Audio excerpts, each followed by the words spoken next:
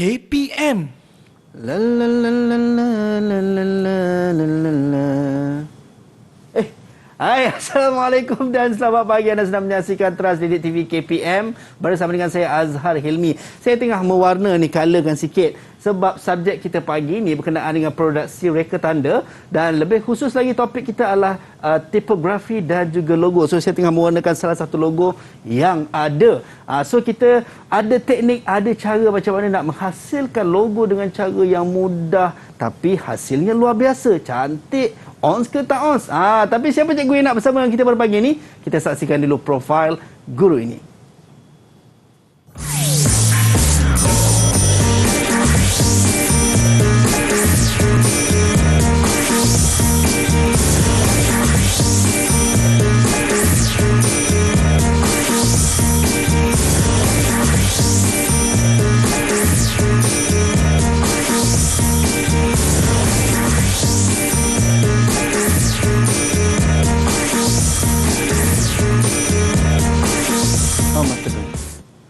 Sentiasa berusaha ke arah kecemerlangan. Itu dia tagline ataupun moto cikgu kita, yang mana cikgu merupakan guru mata pelajaran vocational produksi reka tanda di SMK Bandar Sentul Kuala Lumpur, Cikgu Muhammad Ashadi Muhammad. Assalamualaikum cikgu. Waalaikumsalam. Apa khabar cikgu? Baik. Sihat cikgu? Sihat, Alhamdulillah. Rasa sangat seronok dapat jumpa dengan cikgu pagi ni sebab saya sangat suka dengan lukisan, tetapi malangnya saya tak pandai melukis cikgu. So hari ni kita nak belajar dengan cikgu. Tapi sebelum tu cikgu, suka kita nak ingatkan kepada anda semua yang sedang menonton pada ketika ini, kita belum lagi menang mendepani pandemik COVID-19. So sentiasa budayakan norma baharu. Macam saya dengan cikgu, kami jaga penjarakan fizikal sekurang-kurangnya 1 meter, dan saya dan cikgu pakai pelitup muka, dan kita ada gel pembasmi kuman cikgu untuk sama-sama kita gunakan, yang mana kita nak memutuskan rantaian penularan wabak COVID-19. Cikgu dah guna, saya pun kena guna. Itu dia. Ini sama-sama kalau kat rumah tak ada gel pembasmi kuman, boleh guna air dan juga sabun untuk sama-sama kita nak menjaga kebersihan. Bila dah pakai hand sanitizer, bila berjumpa dengan orang, make sure terus pakai pelitup muka, jangan buka. Okey, itu yang paling penting. Baik cikgu, saya suka nak belajar pada pagi ni, tapi saya tak suka belajar seorang cikgu. Boleh saya nak bawa kawan-kawan saya, boleh? Boleh. Okey. Jom kita nak persilakan rakan-rakan saya daripada SMK Bandar Baru Sentul Kuala Lumpur. Itu dia yang berada di Google Meet. Assalamualaikum, apa khabar semua? Khabar baik semua. Khabar baik semua, alhamdulillah. Baik, kita nak berkenalan dengan rakan-rakan saya daripada SMK Bandar Baru Sentul ni. Boleh tak? Kita mulakan dengan Afan. Silakan Afan. Nama saya Muhammad Afan bin Abdul Aziz. Saya dari SMK Bandar Baru Sentul. Baik, terima kasih Afan. Seterusnya Khairul Ridwan. Silakan. Saya Muhammad Khairul Ridwan bin Syamsuddin dari SMK Bandar Baru Sentul. Baik, terima kasih Khairul. Itu dia siap kat kening sebelah macam Ziana Zain tu kan. Marah nampak gaya dia tu. Baik, seterusnya Afiq. Silakan Afiq. Assalamualaikum, nama saya Muhammad Afiq bin Abdul Aziz daripada SMK Bandar Baru Sentul. Baik, thank you Afiq. Seterusnya Nabil Fansuri. Silakan. Assalamualaikum, nama saya Muhammad Nabil Fansuri dari SMK Bandar Baru Sentul. Baik, bila ada kumbang ada juga bunganya. Kita persilakan Putri Balkis. Silakan.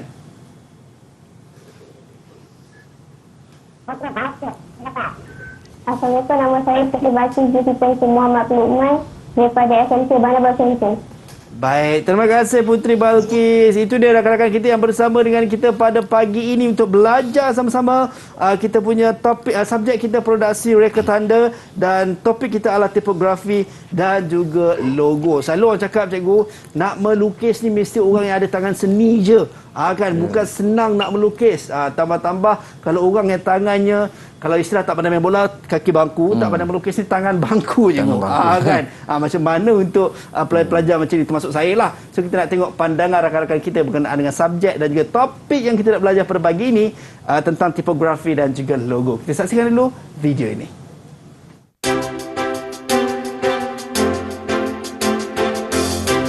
Saya suka dengan topik ini kerana saya dapat mempelajari unsur-unsur seni dan elemen seni dalam menghasilkan logo. Mega bentuk logo akan lebih menarik kerana menggunakan elemen seni seperti warna, image, garisan, bentuk dan lain-lain. Saya berharap Lepas ini saya dapat mereka bentuk logo dengan mudah dan cepat berdasarkan idea perkembangan logo. Saya suka dengan topik ini kerana saya dapat mempelajari unsur-unsur seni dan elemen seni dalam menghasilkan logo. Reka bentuk logo akan menarik kerana penggunaan elemen seni seperti warna, imej, garisan, bentuk dan lain-lain. Untuk tipografi dan logo pula, saya dapat mereka bentuk dengan mudah iaitu merujuk kepada jenis-jenis tipografi seperti huruf serif, sans serif, skrip dan lain-lain. Manakala logo pula ada 4 jenis juga, iaitu logo huruf dan representasi, logo representasi dan logo simbol.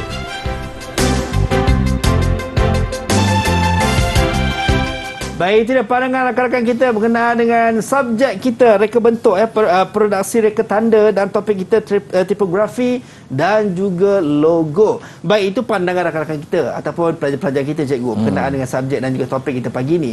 So, macam cikgu sendiri, apa sebenarnya dalam subjek produksi reka bentuk dan topik kita tipografi dan logo ni, sebenarnya apa yang kita nak belajar dalam topik dan subjek ni, cikgu? Okey, Assalamualaikum dan selamat pagi. Okey, pada pagi ini saya akan tunjuk, kita akan belajar tentang tentang produksi grafik, iaitu dalam asas reka bentuk. Dan di dalam tajuk tersebut kita akan pelajari tentang prinsip reka bentuk, elemen seni, logo dan tipografi ya. Untuk kita bentangkan di mana pelajar boleh dapat menghasilkan logo dengan aplikasikan elemen seni reka dalam untuk menghasilkan logo lah. Okey, itu dia. Dan betul ke cikgu orang cakap kalau orang yang nak menghasilkan ataupun macam inilah dia dalam bentuk lukisan, cikgu, adakah orang yang mungkin dia tidak ada tangannya tak lembut pun dia boleh menghasilkan karya-karya sebegini, cikgu? Okey, pada pendapat saya lah, kalau kita ada tangan seni, cakap tangan seni kan, adanya kemahiran boleh melukis. Tapi kalau yang tak ada kemahiran, contohnya tak pandai melukis, benda tu kita boleh belajar nanti sikit demi sedikit nanti dapat kita buat sketch ataupun lukisan untuk menghasilkan logo lah. Maknanya adanya lakaran, idea dan sebagainya nanti. So maksudnya tak mustahil lah cikgu untuk seseorang tu nak menghasilkan logo. Bak kata orang kampung saya, nothing impossible in this world. Itu dia. Tidak ada yang mustahil dalam dunia ni. Baik, cikgu, kita nak bagi peluang rakan-rakan kita dekat rumah dan juga mereka yang berada di Google Meet untuk get ready. Untuk sebelum kita meneruskan pelajaran, kita nak berteriak seketika kembali selepas ini dalam Teras Didik TV KPM.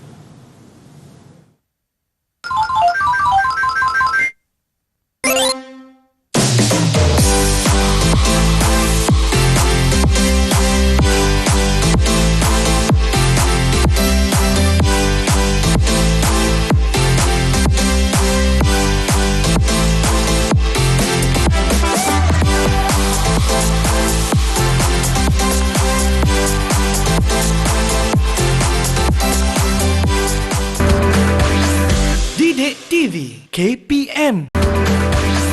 Didik TV KPM.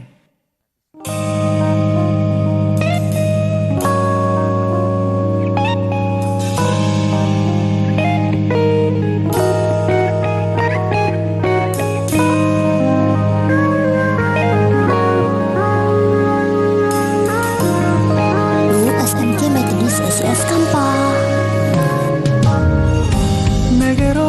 Melt my heart. 봄의 향기를 담은 그대를 보며 Terima kasih, Ibu. Don't know what to say. You were just like one spring day. Hai, kembali dalam Teras Didik TV KPM bersama dengan saya Azhar Ilmi. Tadi kita dah tengok kiriman ucapan Hari Guru daripada pelajar kita, daripada Adib Adham Muhammad Izzuddin. Saya tadi terakhir terbawa-bawa lagu yang digunakan dalam video tersebut. Baik, yang mana tema sambutan Hari Guru kita pada tahun ini adalah berguru demi ilmu, bina generasi baharu. Walaupun Hari Guru dah berlalu, tetapi sentiasa kita kenang dan ingat jasa guru kita walau di mana pun kita berada. Baik cikgu, kita tak nak lengahkan masa lagi cikgu. Saya pun nak tahu sebenarnya, saya walaupun tak pandai melukis cikgu, tapi nak sangat kalau boleh saya dapat hasilkanlah satu bila habis belajar nanti. Baik cikgu, kita mulakan cikgu. Silakan cikgu. Okey. Saya mulakan dengan kita akan tunjukkan slide lah macam mana baik, untuk asas reka bentuk, macam mana kita nak hasilkan logo. Kita kena tahu dulu tentang prinsip reka bentuk dan elemen seni. Ya. Okey. Baik cikgu. Okey. Okey. Okey, ini adalah untuk modul 2 murid-murid. Okey, yang tajuk iaitu adalah produksi grafik. Asas reka bentuk grafik Ya. Okey, di sini asas reka bentuk grafik ni ada 7 Kalau kita nak dapatkan reka bentuk logo yang menarik, kita perlu kuasai 7 asas reka bentuk lah. Ya. Okey, yang pertama kita ada kesatuan, kedua imbangan, irama dan pergerakan, harmoni, kontra, penegasan dan kepelbagaian. Okey, yang ketujuh prinsip reka bentuk ini adalah bergabung untuk kita dapatkan idea, kita dapatkan reka letak yang menarik berdasarkan unsur-unsur ataupun asas reka bentuk. Okey, kita akan tengok satu persatu. Ini adalah contoh cikgu akan tunjukkan. Yang pertama, harmoni. Okey, dari segi harmoni merujuk kepada susunan atau ulangan unsur-unsur seni. Okey, terbahagi kepada 3 alam semula jadi, buatan manusia dan karya seni. Okey, yang ni gambar berbeza-beza. Kalau kita tengok dari segi alam semula jadi, menunjukkan apa terbentuk apa, ataupun kita tengok dari segi buatan manusia dan karya seni berbeza. Okey, kemudian kita tengok pula adalah kontra. Okey, masuk kontra itu adalah wujud apabila terdapat unsur-unsur seni yang mempunyai ciri yang bertentangan atau perbezaan dalam satu gubahan. Okey, kesan kontra dapat ditimbulkan dalam karya-karya visual melalui olahan, teknik dan gaya yang berbeza lah. Okey, ni maknanya di sini pun kontra ada 3 bentuk, iaitu alam semula jadi, buatan manusia dan karya seni. Kemudian kita tengok yang ketiga, penegasan. Okey, untuk unsur penegasan wujud pada sesuatu gubahan apabila terdapat unsur yang menonjol di dalamnya. Antaranya adalah prinsip rekaan penegasan dalam gubahan seni dapat menimbulkan fokus dan tumpuan, menarik perhatian dan mengelakkan kebosanan. Okey, kat sini pun kita ada contoh. Ada 3 alam semula jadi, buatan manusia dan karya seni. Okey, murid-murid Muhammad Afan. Okey, kalau awak tengok ada segi karya seni alam semula jadi, gambar apa yang awak nampak kat situ Dalam semula jadi cikgu. Ya. Rama-rama. Okey, rama-rama Kalau kita tengok sini, apakah unsur penegasan di situ? Unsur dia? Rama-rama ataupun daun yang awak tengok di belakang tu. Penegasan ni ialah yang rama-rama tu. Okey, yang nampak timbulnya kita nampak jelas adalah rama-rama. Okey, kemudian imbangan Imbangan bermaksud keadaan yang berpadanan dari segi berat, tarikan dan tumpuan perhatian. Kita dapat 2 jenis imbangan, itu imbangan simetri dan imbangan yang tidak simetri. Okey, Nabil, boleh bagi tahu cikgu apakah masuk imbangan simetri? Baik, silakan Nabil. Nabil masuk imbangan simetri. Nabil, tak dengar suara Nabil? Tak dengar.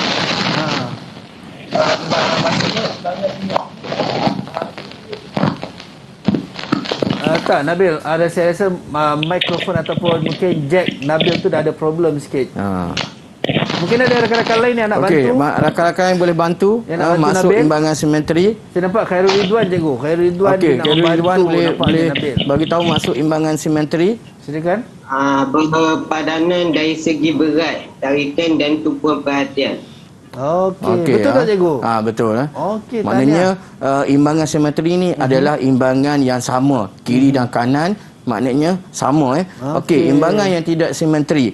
Okey, dekat sini imbangan yang tidak simetri adalah imbangan yang mungkin ada perbezaan dari segi kiri atau kanan, bawah atau atas. Maknanya gambar tu tidak sama. Tidak sama.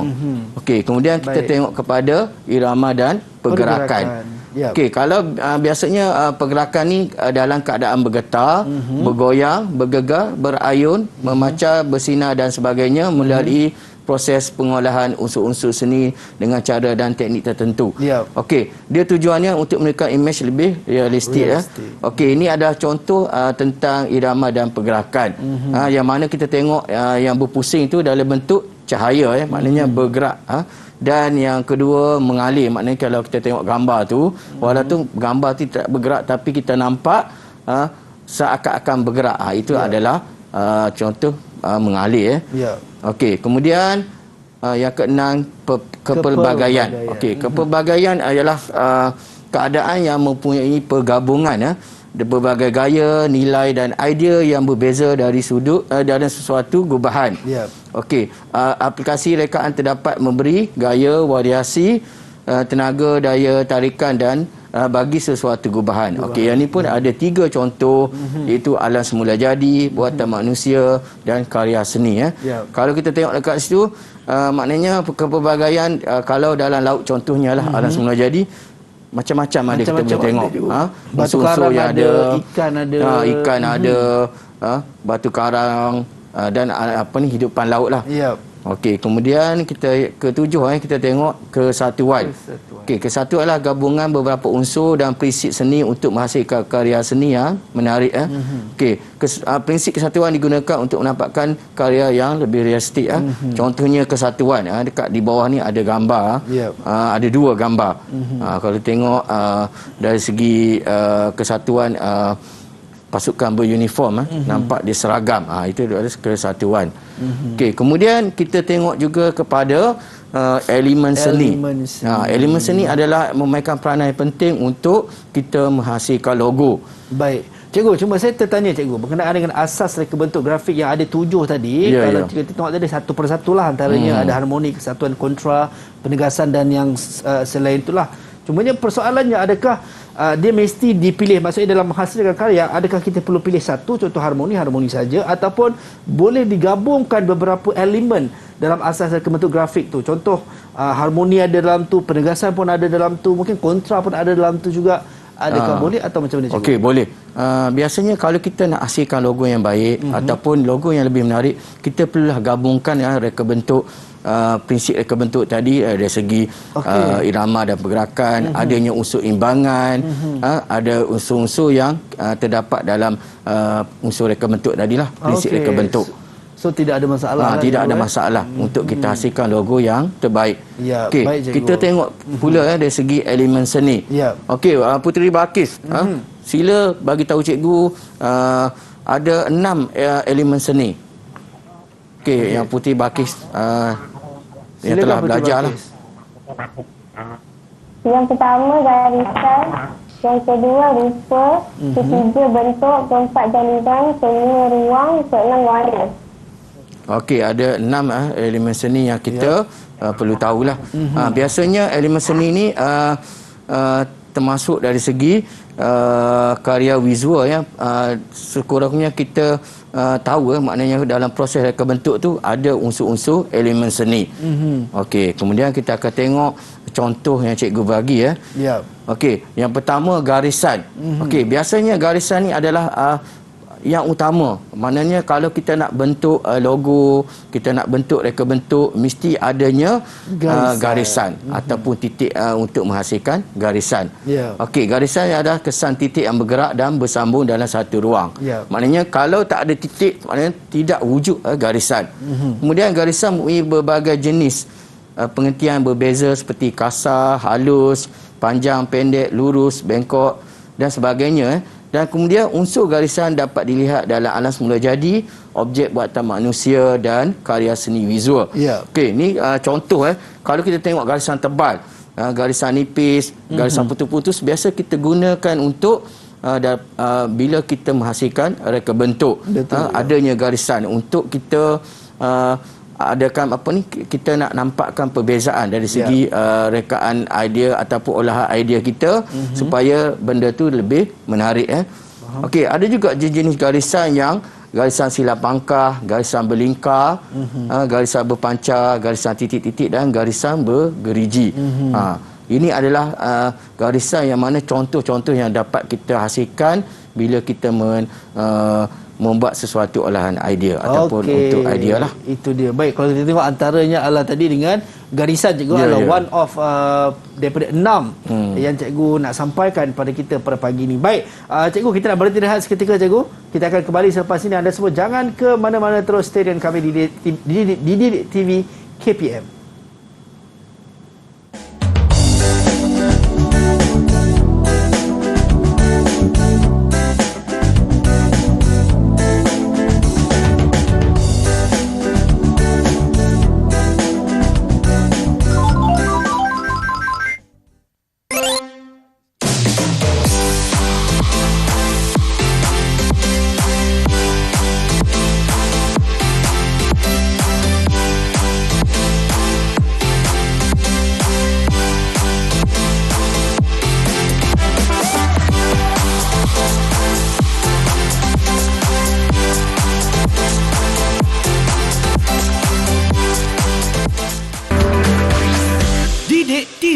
KPM.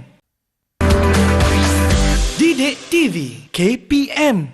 Baik, kembali dalam Teras Didik TV KPM bersama dengan saya Azhar Hilmi. Tadi kita dah belajar berkenaan dengan asas reka bentuk grafik ada 7 dan kita dah masuk kepada elemen seni yang mana kita ada 6 tapi kita baru masuk yang pertama. Kita belajar berkenaan dengan garisan. Baik, cikgu, kita nak teruskan cikgu untuk sesi pembelajaran kita pagi ini. Silakan cikgu. Okey, kita sambung Maknanya yang kedua, kita ada rupa. Kalau kita tengok dekat sini, kalau bentuk yang kita lukis tu tiada rupa, tiada pengenalan, maknanya kita tak nampak apa bentuk yang kita nak buat. Okey, rupa ialah hasil pertemuan titik penghujung sesuatu garisan dengan titik permulaan. Maknanya kita dapat hasilkan rupa. Rupa ialah kawasan rata yang dilingkari oleh garisan luar serta tidak mempunyai jisim. Okey, rupa juga hanya mempunyai panjang dan lebar. Susunan rupa yang sama secara berulang-ulang menggunakan garisan grid akan menghasilkan corak. Okey, untuk olahan rupa boleh menghasilkan lambang, logo dan tipografi. Rupa boleh diolah dalam bentuk positif atau negatif. Terdapat 2 jenis rupa, itu rupa geometrik dan rupa organik. Okey, kita akan tengok dekat sini rupa dalam bentuk imej positif dan rupa negatif. Okey, kalau kita tengok rupa positif, dia adalah rupa yang mana rupa yang kita tengok dalam bentuk gambar ataupun ruang yang berbeza. Maknanya rupa positifnya dia berada di dalam. Kalau kita tengok negatif, maknanya reka bentuk ataupun olahan itu berada di luar. Maknanya kawasan itu warna hitam tu adalah negatif dan yang putih itu adalah positif. Okey. Untuk keseluruhannya kita tengok rupa geometrik dan rupa organik. Okey, rupa geometrik ini bersudut bergarisan lurus dan mempunyai bucu yang tajam. Okey. Geometrik ini adalah rupa yang mana kita lukis tu ada bucu, mempunyai garisan yang tajam. Itu adalah geometrik. Berbeza dengan rupa organik. Rupa organik bebas dilukis secara spontan dan tanpa sudut. Okey, kalau kita tengok dekat sini tidak ada pun sudut dalam bentuk yang spontan dan bebaslah, gaya yang bebas. Kemudian rupa dijadikan logo ataupun simbol. Biasanya rupa ni kita ambil contoh, ada 3 contoh dekat sini. Contohnya cawan, kita boleh jadikan bentuk logo. Maknanya idea kita dekat sini kita boleh ambil daripada alam semula jadi ataupun buatan manusia lah. Pokok dan jalan raya lah. Maknanya kita dapat hasilkan logo untuk idea yang kita dapat lah. Kemudian warna. Okey, warna memainkan peranan yang penting. Bila kita nak reka bentuk logo, warna adalah yang perlu kita tahu. Okey, di sini terdapat 3 warna asas. Okey, saya nak tanya murid saya. Baik, cikgu, silakan cikgu. Okey, Afiq, boleh bagi tahu cikgu 3 warna asas yang kamu tahu. Silakan Afiq. 3 warna asas. Tiga warna asas ialah biru, merah, kuning. Okey, merah, biru, merah, merah, kuning. Yang maknanya ada 3 warna asas ataupun warna utama yang kita perlu tahu. Ketiga-tiga warna ini tidak boleh dihasilkan dengan campuran warna-warna lain. Maknanya color ini adalah warna yang asas. Kemudian warna yang kedua, warna sekunder. Okey, saya nak tanya Khairul lah. Cuba bagi tahu cikgu warna sekunder. Silakan Khairul. Warna sekunder biru, kuning, merah, kuning, merah, biru. Okey, itu campuran. Maknanya campuran daripada warna asas tu keluarlah warna sekunder. Khairul tak bagi tahu di mana campuran tersebut. Okey. Hijau, jingga, ungu. Betul Okey. Hijau, jingga dan ungu So gabungan dua warna gabungan untuk warna menghasil. asas, dua warna asas akan menjadi warna sekunder lah. Maknanya warna yang kedua. Baik. Okey, kita juga ada warna yang ketiga daripada campuran warna asas, itu warna yang pertama dan warna sekunder. Okey, kalau kat sini contoh dia biru campur ungu jadi biru ungu. Merah campur ungu jadi merah ungu. Kemudian merah campur jingga, merah jingga. Maknanya ada campuran asas daripada warna asas dan warna tetia, dapatlah warna yang ketiga. Okey, kemudian cikgu akan masuk kepada tajuk tipografi dan logo. Yang ni kita dah tahu tadi prinsip reka bentuk, kita dah tahu elemen-elemen seni. So kita akan tengok macam mana kita nak hasilkan logo, dan kita perlu tahu dengan adanya tipografi dan logo ni kita dapat menghasilkan idea yang menarik. Okey, ini adalah maksud tipografi dan logo. Okey, reka bentuk grafik seperti reka bentuk logo akan dapat menarik penonton kerana penggunaan elemen seperti warna, imej, garisan, bentuk dan lain-lain. Jenis huruf adalah satu daripada unsur yang paling kelihatan selain warna. Okey, kemudian kita tengok kepada maksud tipografi. Okey, dalam seni visual, tipografi merupakan kaedah memilih dan menyusun huruf atau muka type pada ruang tertentu untuk mendapatkan kesan yang khusus. Okey, pemilihan dan penyusunan muka type adalah penting agar kelihatan harmoni dan mempunyai kesan visual yang ditetapkan. Okey, tipografi juga memberi kesan pembacaan dan komunikasi yang baik kepada pembaca. Okey, kalau dekat sini tipografi ada juga gabungan, maknanya ada juga jenis-jenis yang kita perlu tahu. Okey, kalau kat sini kita ada 4 jenis tipografi. Okey, Afan, boleh bagi cikgu jenis-jenis tipografi yang kamu tahu. Okey, silakan Afan. Jenis-jenis tipografi ialah huruf yang untuk guna dalam reka bentuk logo huruf serif, huruf sans serif, huruf script dan huruf dekoratif. Okey, ada 4 di situ iaitu serif, sans serif, script dan dekoratif. Okey, di sini cikgu ada bagi contoh. Kalau huruf serif ni mempunyai ekor pada penghujungnya. Contohnya salah satu huruf ni Times Roman. Maknanya kalau kita hasilkan, kita tengok di hujung tu adalah yang berekor. Itu kita boleh tahu itu adalah huruf ataupun tipografi serif. Maknanya biasanya dihasilkan kita nak buat poster ataupun kulit-kulit majalah dan sebagainya. Tulisan ini dapat menarik perhatian ramai. Okey, kemudian kita tengok yang kedua, huruf sans serif. Okey, huruf sans serif ni dia tidak mempunyai ekor. Kalau kita tengok dekat sini, hurufnya lebih kepada ketebalan atau nipis yang tidak mempunyai ekor. Contohnya di hujung biasa penggunaannya Century Gothic, Helvetica, Vedana dan Arial. Contoh penggunaan huruf sans serif dalam rekaan grafik. Okey, yang ni pun sama juga untuk cover-cover ataupun poster yang dihasilkan. Maknanya lebih menarik lah. Maknanya kalau tajuk sesuatu tajuk buku atau majalah, kalau kita guna sans serif ataupun huruf yang nampak tebal, lebih menonjol. Kemudian yang ketiga, huruf script. Okey, huruf yang bergaya dan biasanya suka dibaca. Biasa dia digunakan dalam kad ucapan ataupun kadang-kadang kita nak gunakan, kita nak hias ataupun design kita tu nak bagi menampakkan lebih menarik. Contohnya dekat sini kita ada kad ucapan, adanya poster-poster yang boleh menggambarkan perkataan itu menarik untuk tipografi. Skrip biasanya contoh yang saya bagi dekat sini airbrush dengan sign painter. Maknanya yang ni kita dapat cari banyak lagi golongan-golongan huruf dalam yang kita dapat hasilkan lah. Okey. Kemudian yang keempat ada huruf dekoratif. Huruf ni kalau kita tengok ia mempunyai hiasan yang tidak sesuai pada teks bacaan. Biasanya huruf ni dia lebih kepada abstrak lah, maknanya kalau kita tengok bahan tu ataupun huruf tu lebih menarik, kadang-kadang susah untuk dibaca. Bila kita dekat senang dibaca. Ni adalah gambar-gambar yang mana cikgu bagi contoh dalam reka bentuk grafik lah untuk huruf dekoratif. Okey. Kemudian kita pergi kepada logo. Okey. Yang ni kalau tak ada tipografi, maknanya logo sahaja tidak akan menarik lah. Maknanya perlu ada gabungan tipografi dalam reka bentuk so, logo. Dia tak boleh ada logo sahaja tanpa ada tipografi dan mungkin kita kata tak boleh, kurang menarik juga kalau ada tipografi saja tanpa ada logo. Ya, betul. So perlu diseiringkan, disekalikan. Tapi ada juga kumpulan logo yang tak ada tipografi, tapi biasanya digunakan ada gabungan untuk yang kita hasilkan logo. Okey.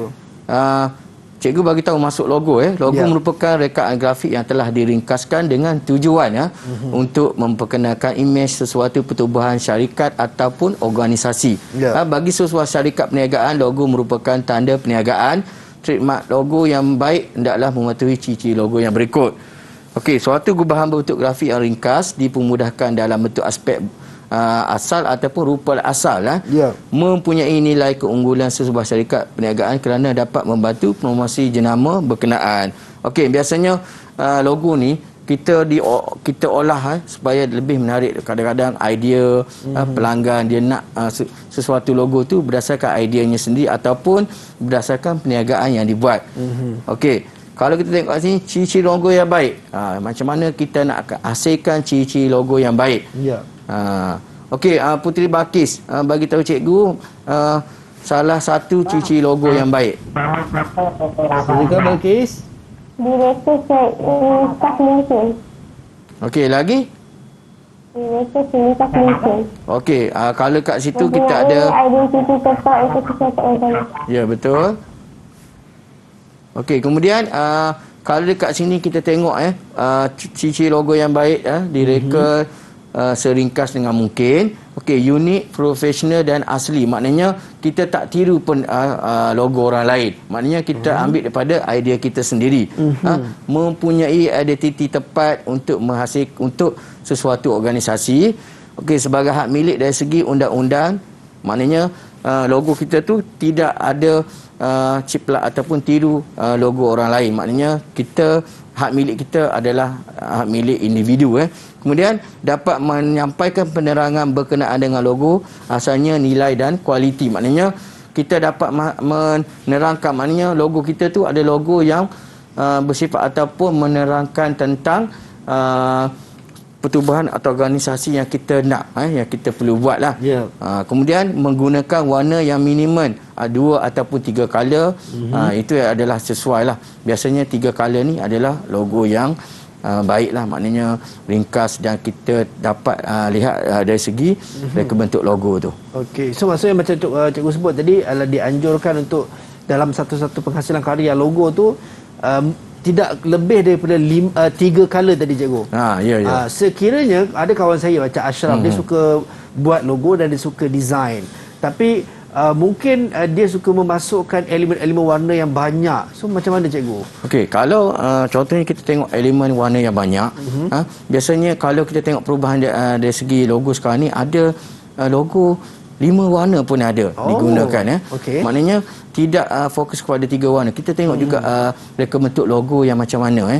Tapi biasanya kalau lebih 5 warna tu ada logo yang mana dia nak lebih kreatif ataupun kreativiti pada logo tu sendiri. Maknanya ada maksud tertentu, mungkin bersifat personal ataupun bersifat logo dari segi olahan idea, kepuasan diri, kepuasan diri untuk hasilkan logo lah. Baik cikgu. Okey, kemudian kita tengok jenis-jenis logo. Okey, ini adalah kumpulan jenis-jenis logo. Kalau kita tengok logo huruf, logo huruf ni biasa digubah dengan menggunakan muka type untuk menghasilkan imej logo. Ada yang digubah daripada perkataan dan juga singkatan perkataan. Ini saya ambil daripada syarikat-syarikat lah, daripada badan-badan korporat yang mana dia hasilkan logo dengan muka type je. Maknanya macam TV3, Canon dan sebagainya. So, tulisan tu dijadikan logo. Tulisan tu dijadikan logo. Tapi logo ini dia ambil daripada tipografi lah. Daripada tipografi tadi, dan dapat kita hasilkan logo. Itu kemudian, dia. Baik, cikgu, daripada sini kita dapat nampak daripada contoh-contoh logo yang cikgu tunjukkan. Normally semua menggunakan tidak lebih daripada 3 warna dan orang kata menggabungkan beberapa elemen seperti yang cikgu dah ajarkan tadilah. Alright, dan sekarang ni cikgu, kita nak berhenti rehat seketika.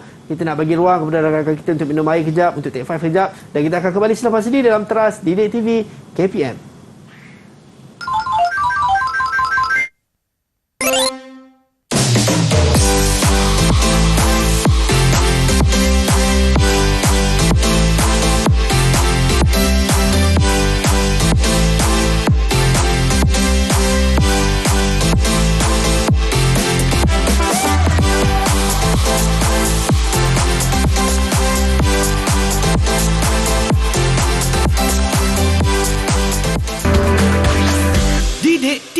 KPM.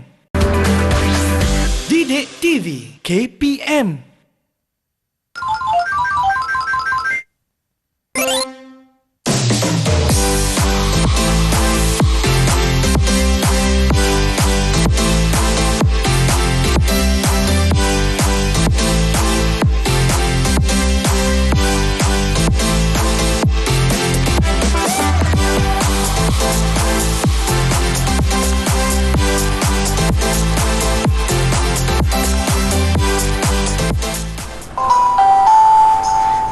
Setiamu cikgu telah mengajar kami, membekalkan ilmu untuk masa depan. Dari A, B, C, D, E 1, 2 dan 3 hingga aku tahu baca dan kira. Tak terhingga pengorbananmu hingga aku besarkan, ku ingat selalu. Terima kasih padamu cikgu, jasamu akan ku kenang selalu, tak pernah lelah. Terima kasih cikgu. Terima kasihku kepadamu cikgu. Terima kasih cikgu. Sama-sama kasih muridku. Begitu. Kembali dalam Teras Didik TV KPM bersama dengan saya Azhar Hilmi. Itu dia tadi ucapan Hari Guru daripada pelajar-pelajar kita yang sangat kreatif, cikgu. Dan sambil-sambil itu juga untuk tema sambutan Hari Guru kita pada tahun ini adalah berguru demi ilmu, bina generasi baharu. Dan kita ada juga kad yang dihantarkan secara fizikal kepada kita. Ini juga adalah hasil karya pelajar-pelajar kita, cikgu. Nampak tu dia tulis, dia lukis gambar cikgu. Kemudian dia tulis dalam ni, terima kasih cikgu, terima kasih guruku atas semua jerih payahmu, lelahmu, kesabaranmu, ketabahanmu dan setiap jengkal kasih sayangmu. Sungguh tak bisa kami balas dengan apa pun. Daripada SK Gangsa Melaka, Sekolah Kebangsaan Gangsa Melaka, hashtag terima kasih cikgu, katanya. Baik, terima kasih kepada rakan kita yang hantar kad ini dan juga kepada anda semua. Kita terus hargai guru kita walau di mana pun kita berada. Baik, rakan-rakan saya di Google Meet semua masih on lagi ke? Kalau on, belanja saya double thumbs up sikit.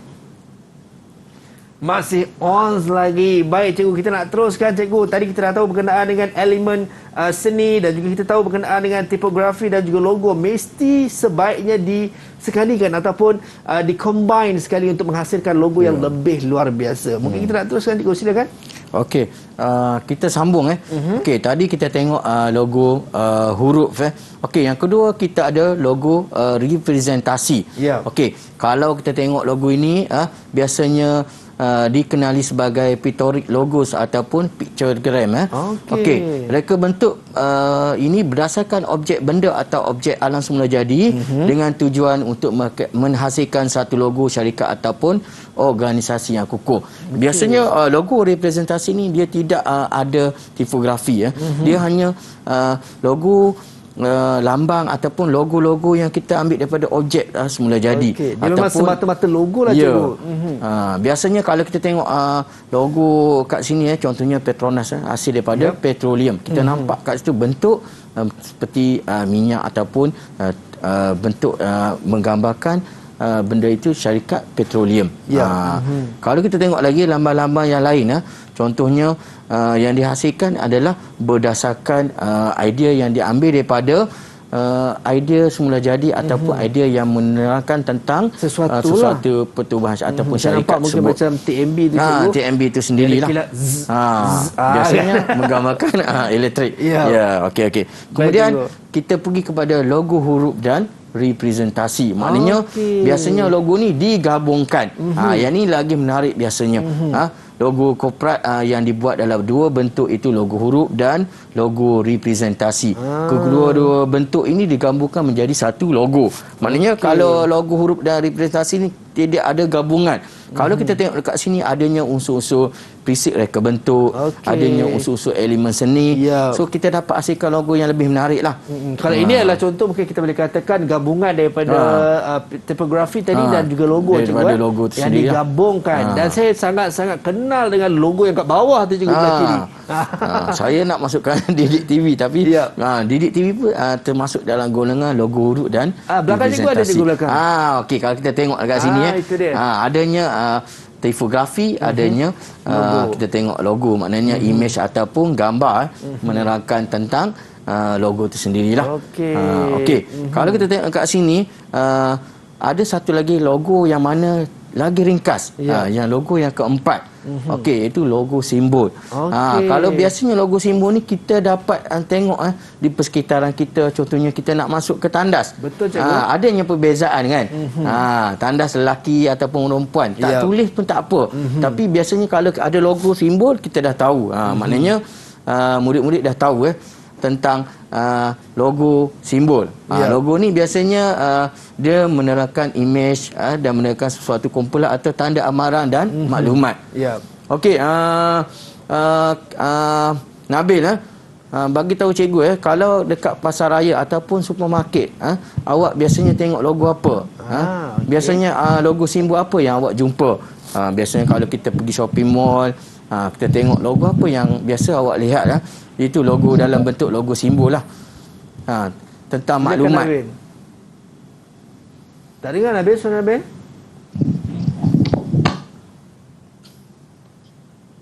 Okey Nabil, boleh? Tak dengar Okey, apa dia? Sekali lagi.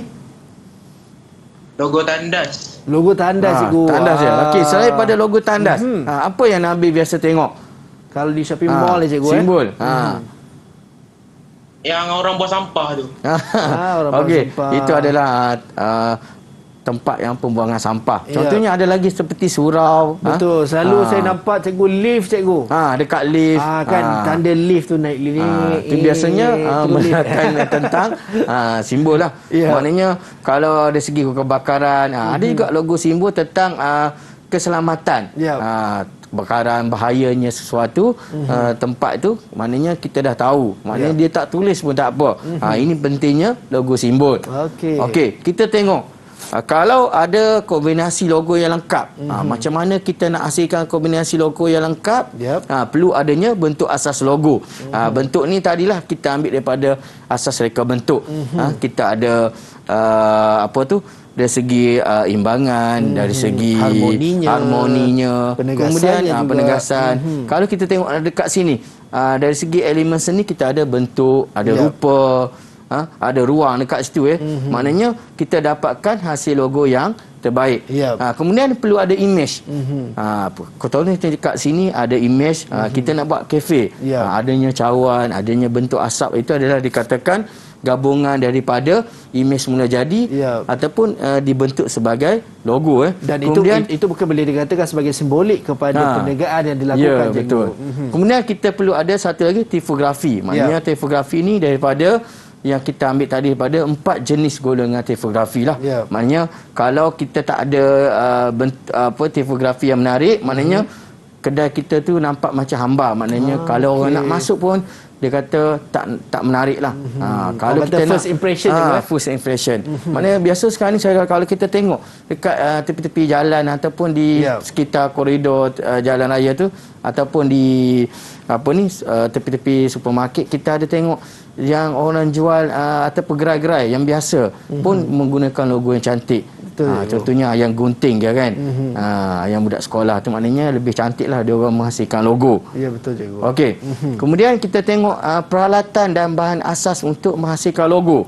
Okey, ini adalah peralatan yang mana ada cikgu bawa dekat sini. Contoh yang mana cikgu bawa ini adalah peralatan asas yang mana kita untuk menghasilkan logo. Kalau kita tengok tadi di awal tadi saya ada gunakan brush ni cikgu. So brush ni juga adalah salah satu daripada bahan asas untuk kita gunakan untuk menghasilkan logo cikgu. Untuk mewarna logo. Okey, biasanya kalau kita tengok dekat sini, okey, yang pertama perlu kita ada untuk kita membuat lakaran ataupun untuk perkembangan idea kita perlu ada kertas lukisan. Kertas lukisan adalah ataupun kertas lakaran maknanya kita dapat melukis perkembangan idea di atas kertas tersebut. Kemudian kita ada semburan perekat. Semburan perekat tu dalam tin lah, maknanya benda tu untuk kita melekatkan imej kita bila kita dah siap satu logo tu, kita nak lekatkan di mounting board ataupun benda-benda yang senang untuk kita lekat lah. Mounting board biasanya kita gunakan. Kemudian kita ada pemadam, set geometri, pensel warna, pensel, pembaris, pen penanda, pita perekat, bekas warna, berus lukisan, warna mural dan warna air. Maknanya kalau kita tengok contoh, kalau dekat depan saya ni saya ambil satu contoh. Maknanya kita ambil ni. Okey, ini contoh yang dihasilkan dengan menggunakan bahan-bahan daripada yang saya tunjukkan tadilah. Okey, ini murid saya hasilkan logo ini dengan menggunakan pensel warna. Dengan menggunakan pensel warna maknanya dia dapat menghasilkan logo yang baiklah, maknanya bagi saya tu baiklah. Okey, yang kedua kalau kita tengok yang ini okey, yang ini logo murid saya hasilkan dengan menggunakan warna mural. Kalau biasanya pelakar lah, kalau kita panggil dekat dalam studio PRT tu pelakar lah. Maknanya dia hasilkan menggunakan pelakar. Maknanya dia berwarna dengan menggunakan toner warna. Ini adalah hasil-hasil yang digabungkan untuk menghasilkan logo lah. Dan dia siap memainkan elemen gradient dan sebagainya. Dan sebagainya lah. Okey. Itu adalah peralatan-peralatan yang digunakan semasa proses membuat logo. Ya, itu dia cikgu. Baik, dan cikgu, kita dah dapat belajar berkenaan dengan bagaimana kita nak menghasilkan logo, tipografi dan juga logo yang mana gandingan gabungan tipografi dan juga logo merupakan satu benda yang penting dalam nak menghasilkan logo yang luar biasa. Baik cikgu, sedar tak sedar cikgu, hampir 1 jam kita bersama-sama pada pagi ini, dan sedar tak sedar juga kita dah berada di penghujung rancangan untuk segmen kita dalam Teras di TV KPM pada pagi ini. Mungkin rumusan cikgu untuk pelajar dekat luar sana yang mungkin ada keinginan dalam projek apa kita berkata sebagai produksi reka tanda ni, tapi mungkin tak berpeluang, ataupun mungkin ada tips cikgu untuk rakan-rakan kita dekat luar sana dalam nak menghasilkan logo ni cikgu. Silakan cikgu. Okey, untuk rumusan maknanya kalau kita nak dapatkan idea ataupun untuk kita menghasilkan logo yang baik, kita perlu tahu dari segi prinsip reka bentuk tadi yang ada 7 tu. Kemudian kita perlu tahu juga ada elemen seni, ada 6 dekat situ. Kemudian seterusnya tipografi, maknanya jenis-jenis huruf atau golongan huruf yang kita perlu tahu untuk kita hasilkan logo, dan kemudian logo tu sendirilah. Maknanya ada 4 gabungan logo tadi, maknanya logo huruf, logo huruf dan representasi, logo simbol, logo representasi. Maknanya kita akan dapatkan hasil logo yang terbaik. Maknanya gabungan-gabungan tadi untuk kita membuat lakaran idea supaya logo kita lebih menarik dan lebih dapat menarik perhatian umum lah. Ya, itu dia. Dan kalau kita tengok daripada apa yang cikgu sampaikan kepada kita, 5 benda penting ini adalah perlu ada dalam nak menghasilkan sesuatu logo ataupun dalam nak menghasilkan produksi grafik. Dan kita nak ucap terima kasih banyak kepada Cikgu Muhammad Ashadi Mohamed, guru mata pelajaran vocational produksi reka tanda SMK Bandar Sentur Kuala Lumpur, kerana sudi bersama kita pada pagi ini. Dan juga rakan-rakan saya daripada SMK Bandar Sentur Kuala Lumpur, terima kasih juga kerana sudi bersama dengan kami pada pagi ini. Dan anda di rumah, saya tak lupakan, okey, jangan lupa terus kekal di Didik TV KPM dan temu janji kita di Teras Didik TV KPM setiap hari 8 pagi hingga 10 pagi. Sampai berjumpa lagi. Assalamualaikum dan salam sejahtera. Bye-bye. Bye.